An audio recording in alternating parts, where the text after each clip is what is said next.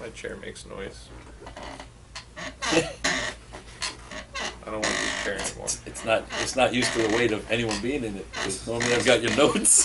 This is the first time the gang's all here in a while. Hi, Internet. That's like 2 weeks. I know, but before that was a lot of weeks. So that was just like you guest starred on your own show. That's how I roll. Hello, Internet. Hi. He's still Shaun. I'm Sarah's boyfriend, remember? Oh, that's right. He's Sarah's boyfriend. I guess Andy's husband. And this is a giant stack of books, most of which have actually been read by this guy. I read every DC book. I ain't read any Marvel, though. He got swamped with Forever Evils and drawn in by lenticular covers, and it's like it's like the Earth 3. I'm not saying they're good. If I remember half of them, because that was a lot to read this morning. All right. Let's jump right in while his memory still has a shot in hell. Forever Evil #1. Guess who's still not in it? Ted Kord. Yeah, but his dad was there for like a moment. And there was the big reveal. The thing that broke the internet's still okay. The internet didn't. Well, maybe it broke on Earth 3. Between the end of Trinity War, Justice League 23, and this, I feel like I missed something huge. Like, where did the Justice League go? Can I have that issue?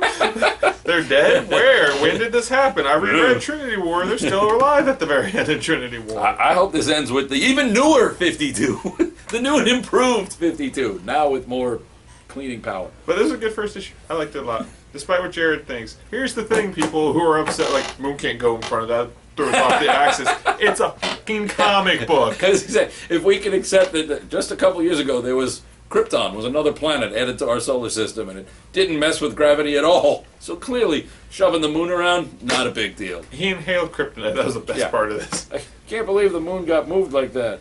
But I was fine with talking gorillas and flying aliens and and alternate Earths and Nightwing having a bad day and Lex Luthor having the greatest un-Lex Luthor comment in the world. I'm just waiting for Mephisto to show up like, look, Nightwing, here's an offer. I know you're not married or anything, but it worked for this other guy. And Ted Kord's in college, so unless next issue starts off with... where is he? Is he at Northwestern? What would you do if Ted Kord was the guy who saved everything? I would have a fucking heart attack and twitch like a dying cockroach.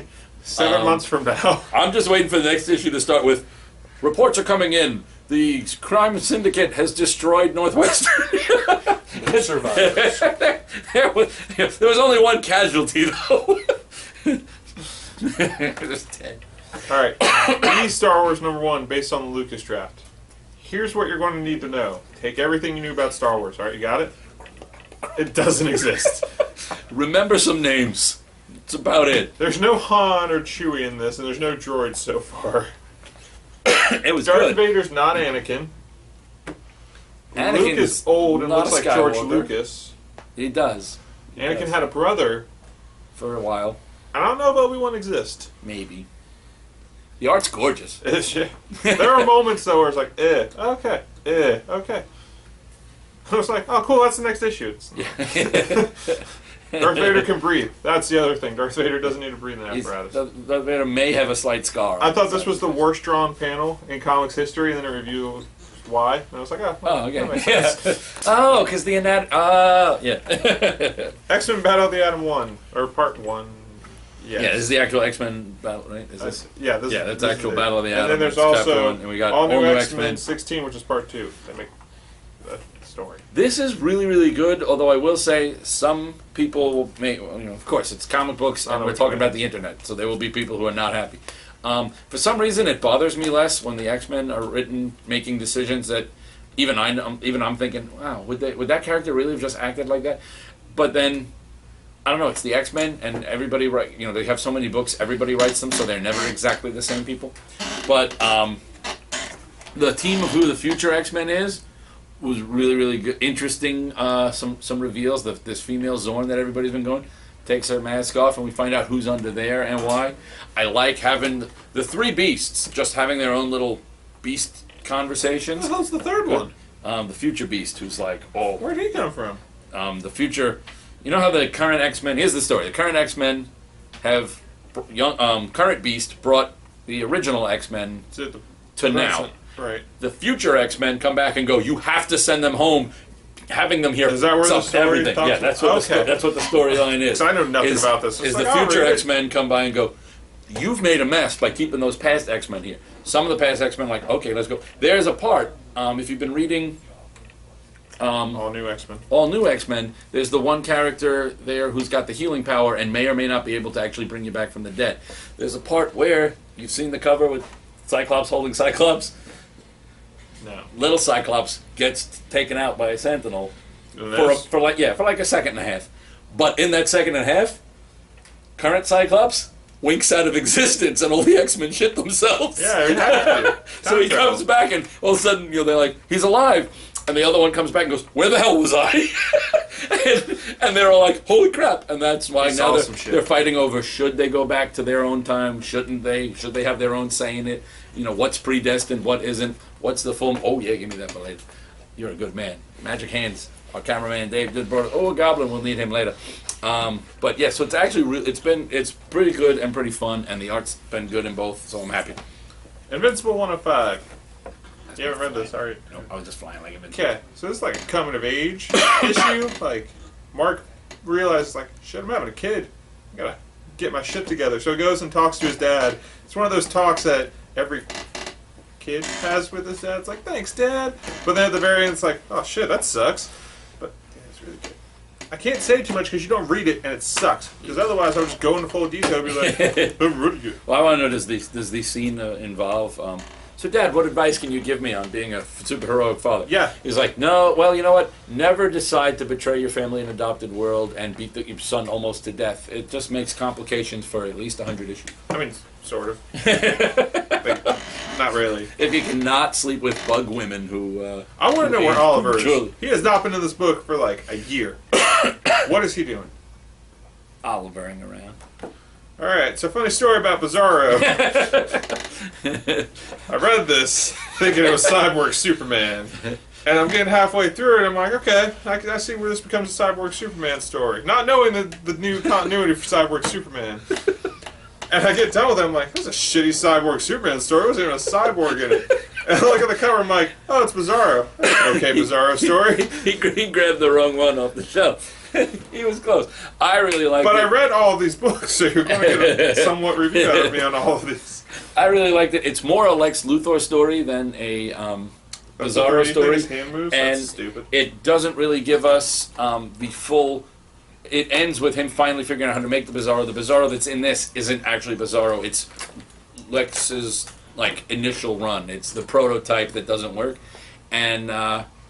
it's really well written. It's Charlie Fish, who I keep saying was the best part of the Grant Morrison Action Comics run. He did the backup stories. I don't understand why they haven't just put him on Action Comics or Superman. And the art on this, among other, this is Jeff Johnson. Is it? Some of them put the title page in the back. I don't even know. They don't credit these guys. Apparently, they're ashamed of them. They hide the title pages in the back just to make you read all the way through to find out. Look, it looks like Lex Luthor's on a porn set right now. He could be. This is Jeff Johnson. Well, he did the Wonder Man series back in the day. I love Jeff Johnson's artwork, so just seeing him back was awesome. And it was a good one. I want that team on one of the super books. Jay, for this next one, I want a black bar over a certain region. Or just over me. Focus on just the cover. Black bar, everything else. Deja Torres. It's still a good read. What's in it? I always have the same critique because I have to look at stuff. I don't remember her names. Deborah Carita. Black bar. The art's better than usually. I really want to see her pencils. I really think that. Is that what they're calling it nowadays? From the artwork perspective, I think it's just her inking is not as strong as her art, and I think that's where she takes away from her own art. So I either think she should get an inker, or I want to see her pencils and see if she's really as good as she looks like she should be. Shadow Year 1, number 5. I love this book. That's the review. The art is gorgeous. It feels old timey, and yet has really super clean, almost. I've said this before. Almost animated style. Almost. It's just good. Grodd number 1. Well, Flash 23.1. With everybody but the Flash. I did not know Grodd had the Speed Force. That happened. I've been reading Flash. I think there's 3 of these books I actually have been reading. This was okay. This was way better than the actual series is Yeah, so far. I really hope it continues down this path. I don't know. Solivar takes a licking and keeps on ticking. That's one tough ape. It's his, yeah, I mean, it's this current writer. The art is pretty good. It was good. It was worth checking out. If you like Flash, definitely pick this up. If you like any old Flash stuff and you like the old Grodd, don't check this out because... He did finally get his telepathy. So but he runs fast. Made him slightly Groddier.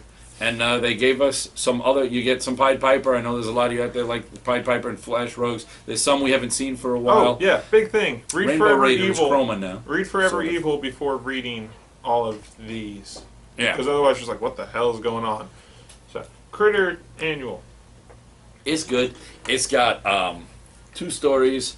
The first one is continuing with the flooding story that's been going on, High Tide, although it mostly focuses on Yellow Jacket, who is a villain from the Critter miniseries who shows up and has his own strange agenda of sort of saving people, but really just making things worse for them, and really just trying to get to Critter and possibly... He may be killing people for the sole purpose of annoying Critter, but he's also very literal. And then the backup story, or the second story, I guess it's not really a backup, is Charity by Dirk Manning. And Charity is a character. It's a story I almost got to write, and then Dirk came up with a better pitch than I did. I did. I was a contender. I was a contender for this. The idea is Charity has split personalities. There's a good her and an evil her. And whenever she does something good, the evil her comes out and counters it. So if she does something really heroic, then she loses control and becomes the evil version of herself who does something equally catastrophic.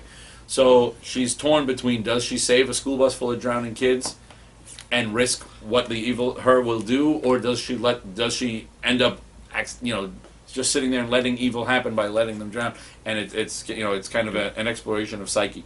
Then even the actual backup story, which is Super Pawn, the pawn shop that sells paraphernalia and weapons used by... It's been in the back of all the books. It's kind of funny. This ties into the flooding too, and they get flooded in and then get in trouble for all the damage they do to the building trying to keep themselves alive. Do we need that Green Arrow just sitting over there, like buying a review on that? Because I read it. No, the lenticular one's in here. That one's... I don't know how those look on. Ventriloquist #1. I liked it. This was so painful. I liked it. This was horrible. It was pretty good. No. In what world is this good? New 52. That's true. This was the second worst book next to Creeper. See, you don't read Batgirl regularly, so I've already have met this character. Garbage. It's good. I've met this character, and I liked it. Okay. Deadshot 7.1. She's creepy. The ventriloquist chick is creepy. And the little doll is even creepier. Deadshot 7.1 was awesome. It was. Here's the overarching theme with these villain months. If you're a DC villain, you've had parental issues. Yeah. Guardian issues, if you will. Anyone? If your parents die, you become a hero. If your parents live, they beat the crap out of you, and you become a villain. Pretty much, if you're a bad guy, your mom or dad beat you. The entire theme of or your uncle, aunt, someone in charge of you beat you. The next crossover for the DC should be the New 52 version of World Without Grown-Ups. Because clearly, everything is the parents' fault in the New 52. Superior Spider-Man 17. Is good, and we get Miguel O'Hara, and it ties in so well. I can't believe I didn't catch on to the fact that guy was this guy who's been in a thorn in the side of Horizon Labs, a disgruntled employee whose last name was Stone. I can't believe I never made the leap to the fact that he is an ancestor of the guy in charge of Stone Company, who's actually Miguel O'Hara's biological father. But it's all very... Dan Slott, you may piss me off with radical decisions, but you're a thinker, and you're like a little puppet master over there. Superior foes of Spider-Man. This book is awesome. I want this trade already. They kind of got to wait at least 5 issues. But have they solicited for a trade? They're up to issue 7 in the solicits. I don't remember seeing the trade, and I want it. I want it.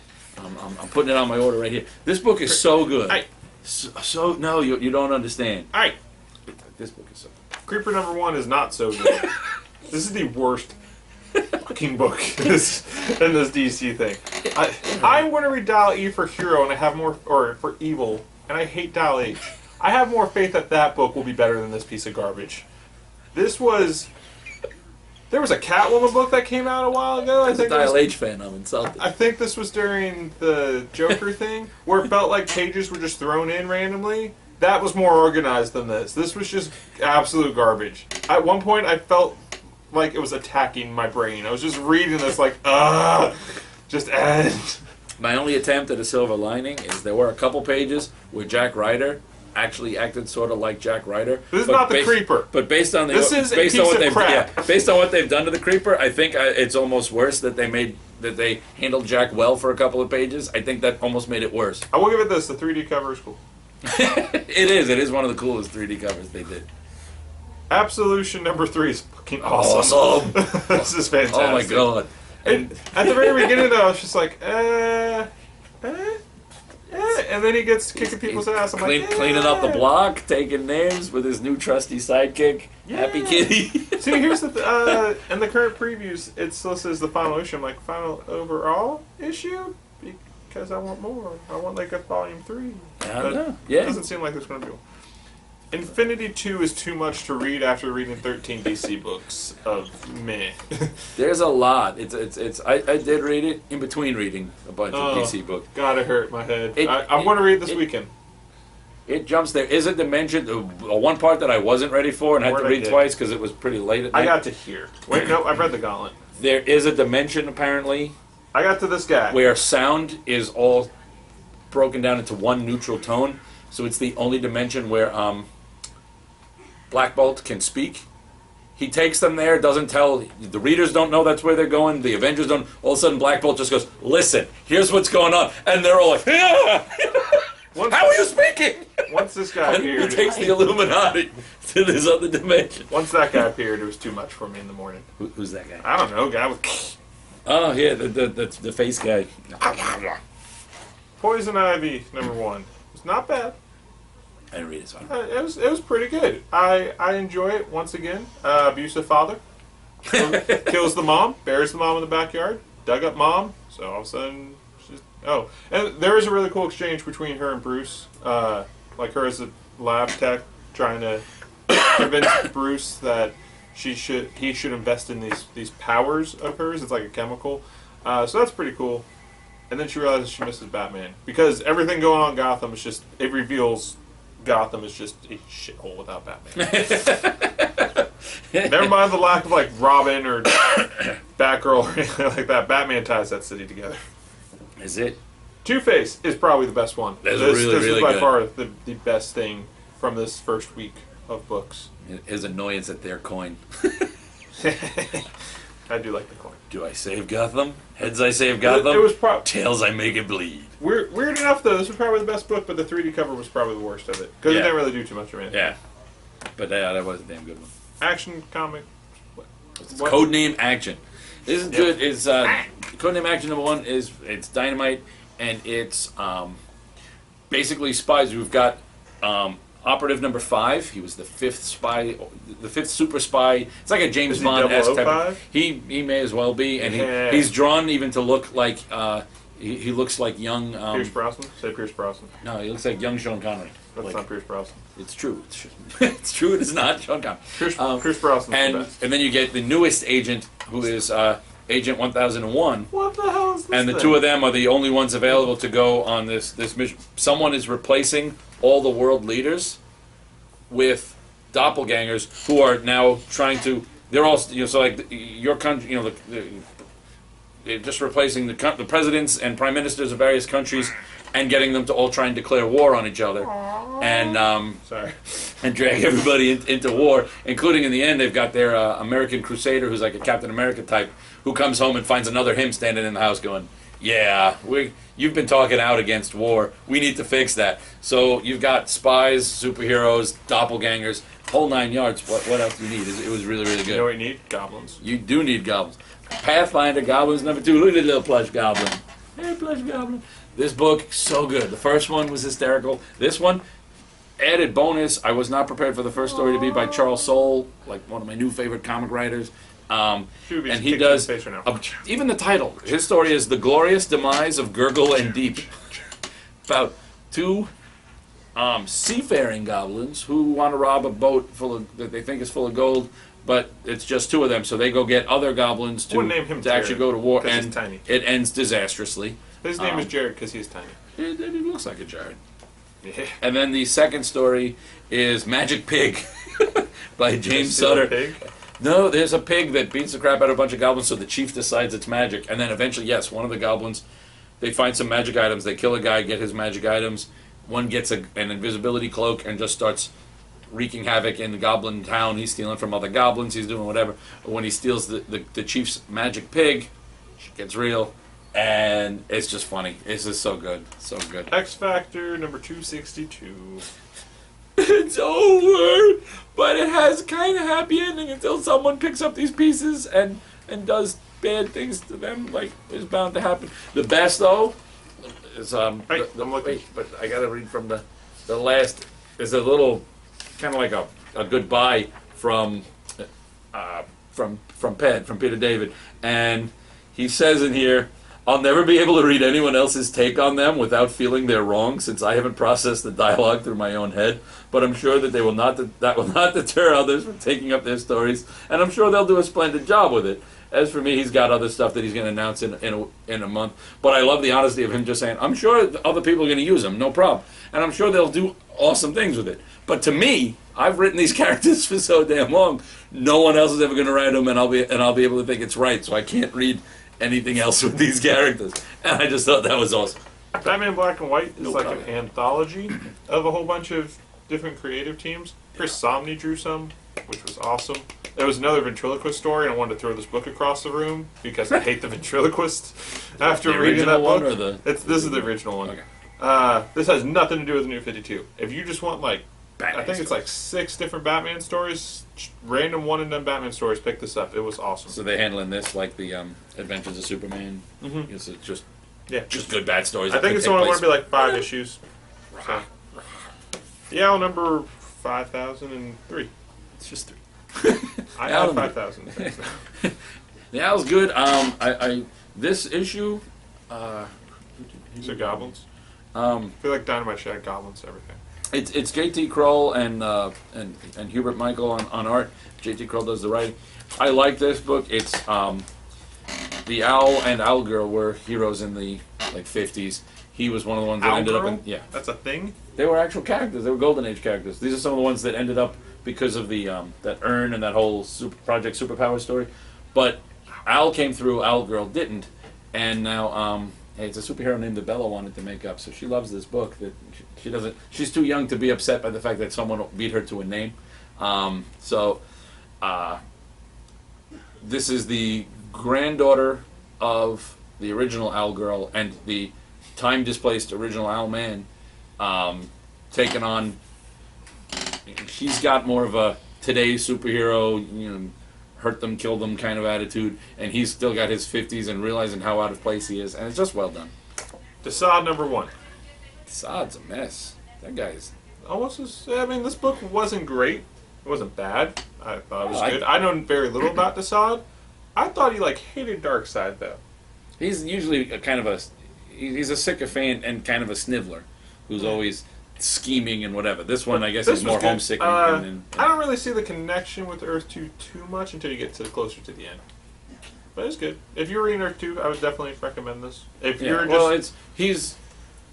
he got displaced during the Earth 2 invasion and has been in World's Finest, which has the 2 Earth 2 heroes on our Earth. Yeah. So that's his big connect there.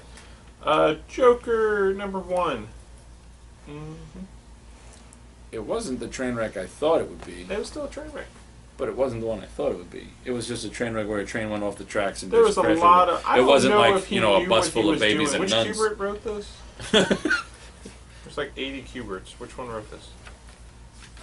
Also, again, abuse. Just saying. Andy Kubert. You know of abuse. Andy Clark drew it. It did have it had a giant ape. That made me happy. Who wouldn't open his damn jetpack? Hey, jackanapes. Yeah. Well, I think the ape committed suicide because even the ape was smart enough. Sad? I'm just saying. Jared pointed that out to me. The ape got sad because it didn't want to do any of the Joker things. Joker's nuts, wants to kill people. Ape didn't have that problem. Deathmatch number 9. I'm gonna be so sad when this book ends, but I'm already on the end. Oh, and Dragonfly, and he gets hit with and the fight in the box guy. Holy crap! This book is good. You know what's really good? Trillium. This is fantastic. The art style may not be your thing, but the first issue was awesome. This one is awesome. They meet at the end of the first one, and so this one they're trying to communicate the whole time. And she's so far ahead of the future that dialogue, English completely changed. So they're trying to communicate. So it goes from one perspective on the page to the other on the back side of the page, and it's just lines drawing. And then they both agree on the word trillium, and they eat flowers and start tripping out and seeing each other's histories. And then they go back into their separate time zones. I think this book is awesome. The best episode of How I Met Your Mother. It won't take 8 years to find them all. Green Arrow. Count Vertigo. It was awesome. I love this one. Yeah, I thought it was really good. It wasn't so much abuse. They mixed it up a little. This was more child neglect. This was also a scientific experiment gone on. I mean, yeah. She did. In the end, she sold him to scientists. Like you do. But he got his revenge. His kingdom. It also made a nice some of the rethinking and retinkering of characters in the New 52 just feels a lot like rejected Elseworlds ideas. This one at least seems like, okay, we took what was there, we took the New 52, we kind of meshed them up, and okay, here's the new, respecting the old but keeping the new, go. And I was good with that. Dark Side number 1. He totally hated it. I liked it, actually. I do not care about anything that happened in this book. I liked it. It was a train wreck. I like Dark Side with a beard, and I like. It was a train wreck. It ties it in with. Oh no! I can't defeat Superman. Let's have all these other Superman. Train wreck. And I liked train wreck. The way it. It was Greg Pak. So there's the reason why. I liked it. I like Greg Pak. His DC stuff is horrible. He is the reverse Jeff Loeb. See, I like Superman and Batman, or Batman Superman, whatever the comic's called now. I like that, and I like this, and I liked the. You're banned. You're banned from FIC. I like every time Batman Superman comes out, you're done. I liked the dynamic between. It gave a nice touch to the Dark Side Highfather connect there, and I was good with it. Victories number 5 is good, but. Losing magic? Yeah. It's losing magic on me. Kwame Wood number 3 continues to be awesome. Yeah, so much magic. There's like magic coming out. We're kind of rushing through this now. But this has the best conversation in any comic book almost ever. The whole... why does he get to go fishing? No, the whole... that's racist. You dressed in blackface? I didn't dress in blackface. I just dyed my tinted my skin. So that's black. That's fucking blackface. All right. What do you mean I said Did you read Green Lantern 23.1? I did. Relic? Did you catch anything? It's all splash pages. Yeah, it is. Yeah, you know what those splash pages are? They're all variants. Go look on the shelf. Jared pointed this out to me. They are all variants. What do you mean? That's a variant page. That's a variant cover. That's a variant cover.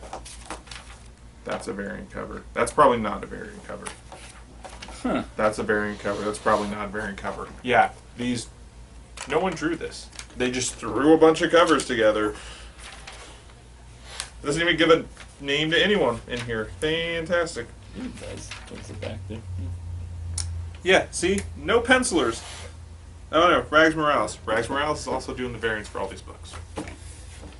Way to be on top of the DC. I kind of like the old Lightsmiths or whatever. Almost better than the Lanterns. Yeah, that was okay. Book's okay. I'm just upset that they put that little effort into it. Book was okay. He feels cheated. Red 10 number 4. Is good. Suicide Risk number 5. Is awesome, and this one it's Joelle. It's our girl. It's Joelle Jones. I don't know her. Yeah, you do. She's the artist from Helheim, and she stepped in for this one. I don't know her. I'm not like BFFs. We don't tweet. I met her at TampaCon, and she signed all my stuff. But you know who I got cut off in the bathroom at TampaCon? The Hound. But cut off by the hound's dick. But yeah, literally, he ran from like this that. is a really good story about. This is a world where you can buy superpowers. Only certain people, though, you have to be a makeup for it. But most of the people who buy it tend to end up becoming supervillains. And this is a woman in a very abysmal home life who ends up with powers, fixes her life, and then naturally goes down the line to eventually become a drug kingpin kind of evil woman, like you do. Cyborg Superman #1.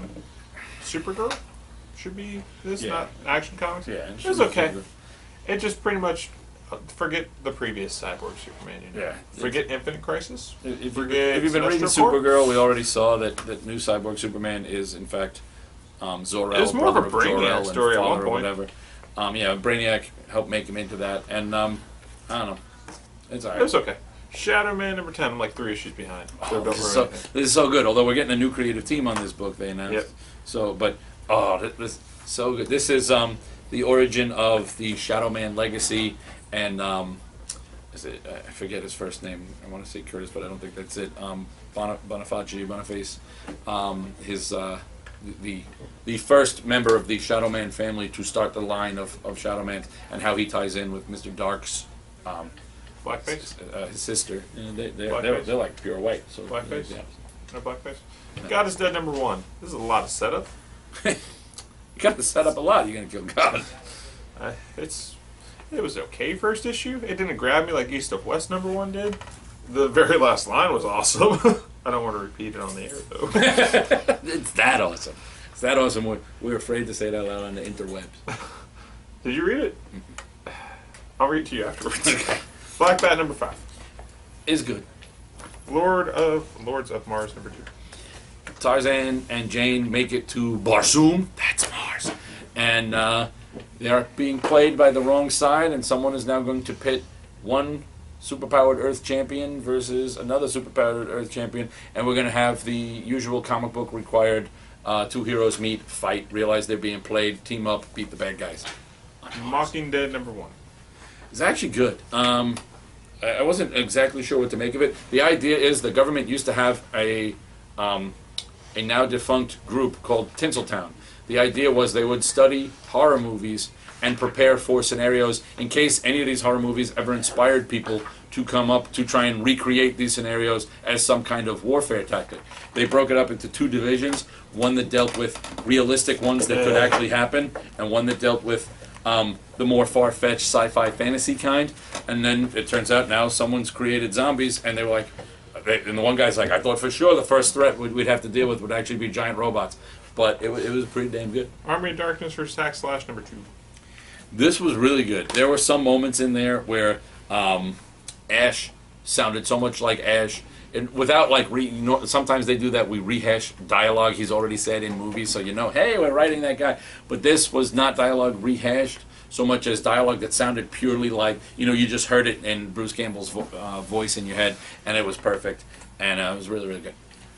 That's it for this week. Oh, Goblin. I'm going to read like another 13 DC books next week, because I get a free Slurpee if I read all these DC books. That's crazy. Who's buying you a Slurpee? Steven. So awesome. I'll get it at some point. Yeah, eventually. So, bye, Internet. Bye, interwebs.